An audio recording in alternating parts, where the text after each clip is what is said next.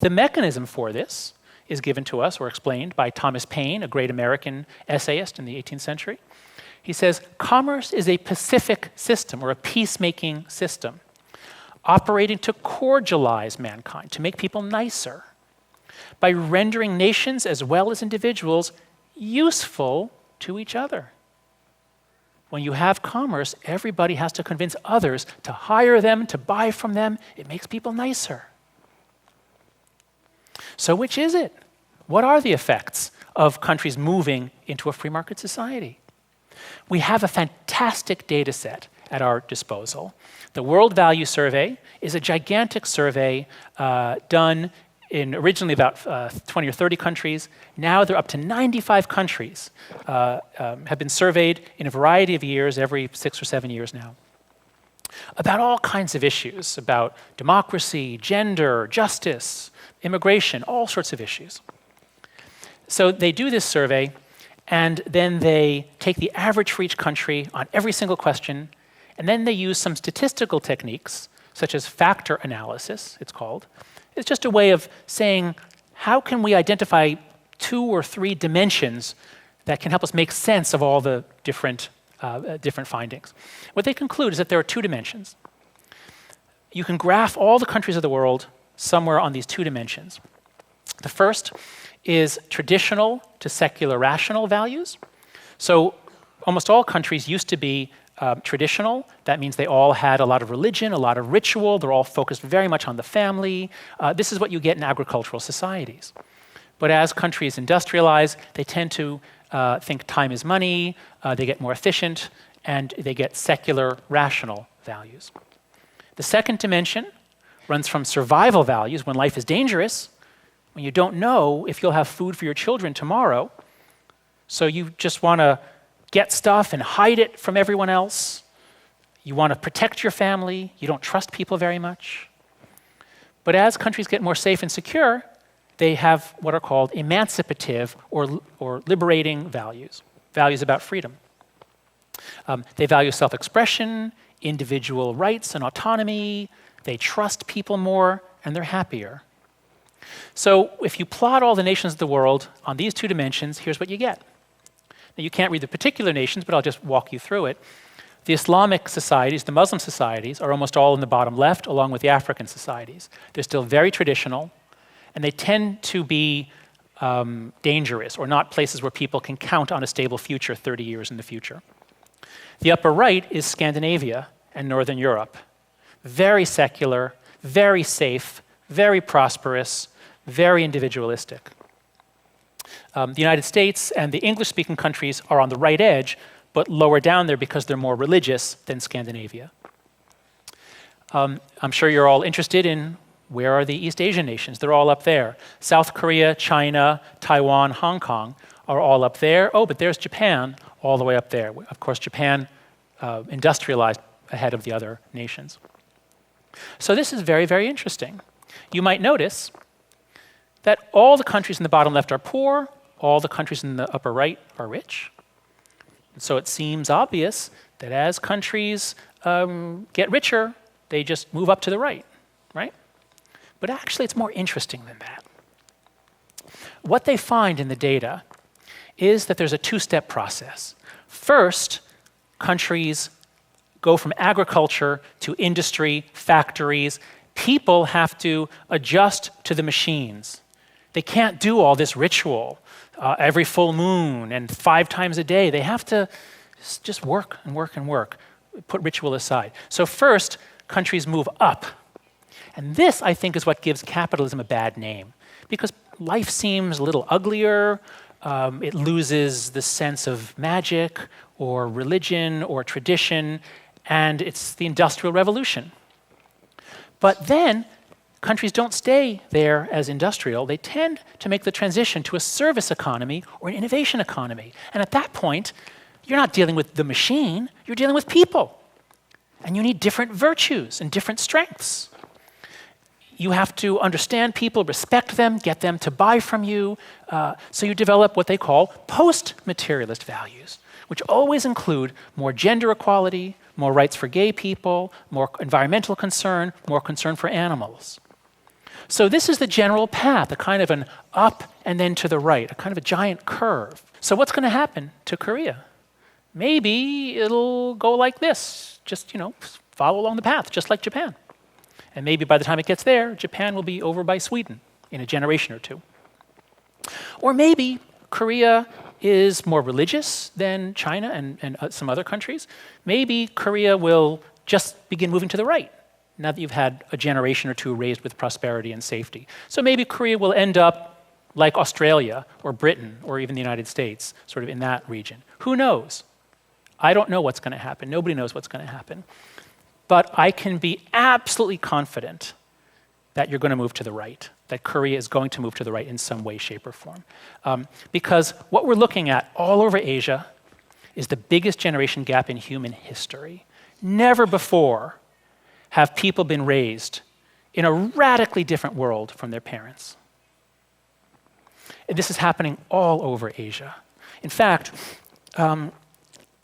I've had such interesting conversations here. I was talking with a professor a few days ago, and I was asking him about the generation gap. And he said, I've had 3 generations of students in my time. Generations in Korea are pretty short. He said, I've had 3 generations of students. The first were shaped by the revolt against the authoritarian government, and democracy is very important to them. The second grew up in prosperity. They still had traditional parents, but they're very focused on work and on technical and computer sorts of skills. And he said, and they were born in the 1980s. And he said, the third generation is students born in the 1990s, the students who are my students now. And then he said, I don't understand these students. They are not Korean. Now, of course, he didn't mean that they're not really Korean. He just meant they don't fit anything that I think and know about Korean culture and what it is to be Korean. So that's what capitalism does to us. It transforms our minds and our values. So now, with those 2 questions addressed, I've at least given you some findings, some experimental findings about those questions. Now we can end by talking about the $100 trillion question. Here's what I mean by that. This is a graph of the gross world product. What's the total value of everything that human beings are producing? And in the 1940s or 50s on the left, it was down around $10 trillion using constant 2005 dollars as the measure. Down around 8 or 10 trillion. It's gone up and up and up, originally due to the United States and other Western countries. But that gigantic spike up is all Asia, not the West. That's mostly Asia on the right there. So within a couple years, it's going to be $100 trillion of value produced on our planet. And by the time we get there, or soon after, world population is going to begin leveling off. So we just have more and more money. We're not going to have more and more people. We'll all be richer. Now, we don't know if it'll be well distributed or concentrated, but everybody's moving up to some degree. In the United States, we were the first ones to get there, to have a mass prosperity society. Since the 1950s, Americans could buy nice cars. The first people in the world who could do that. They could have nice kitchens. This was the dream kitchen of the 1950s, and here's the 1960s. A lot has changed, not just the appliances, also the clothing. But as America got richer and richer in the 50s and 60s, many people began to ask, where are we going? Is this all there is? The most eloquent statement of this concern was given to us by Robert Kennedy. He's the brother of President John Kennedy, who was assassinated in 1963. Robert Kennedy spoke these words in 1968, and he too was assassinated just 2 or 3 months after this. He said in a speech, "The gross national product does not allow for the health of our children, the quality of their education, or the joy of their play. It does not include the beauty of our poetry or the strength of our marriages, the intelligence of our public debate, or the integrity of our public officials." He said, "It measures neither our wit nor our courage, neither our wisdom nor our learning, neither our compassion nor our devotion to our country. It measures everything, in short, except that which makes life worthwhile. There's a fantastic report, you can Google this and find it online, from the United Nations, some really good economists who have learned a lot of psychology. And I just cut to the basic figure. They look at survey data from all around the world about how happy people are in different countries. And they're able to identify the factors that contribute to that happiness. I won't get into that. But here's the ranking. You can argue with some details, but many surveys find a similar ranking. The Scandinavian countries are always at the top, followed by the English-speaking countries. So Denmark, Norway, Switzerland, Netherlands, and then Canada. So you can see the countries there that are at the top of the list. Of course, those are all very wealthy, developed countries, so that's not really a surprise. But then we begin to get some other countries. At number 12 is Costa Rica, Panama. The Latin American countries are happier than you would predict from their GDP. They are more happy than they should be given their prosperity. The East Asian countries are less happy than they should be given their prosperity. So South Korea is number 41, right around Taiwan and Japan. So these very wealthy, successful countries, people are dissatisfied. And in my conversations this week, I hear a lot of dissatisfaction among Koreans about the state of their society, the economy, business, government, education. South Koreans are not satisfied people these days. Now, as one of my newfound Korean cousins said yesterday, well, that's the thing about capitalism. You're never supposed to be satisfied with what you've got. And I think that's very wise. But many capitalist nations are actually quite happy. So what's going on?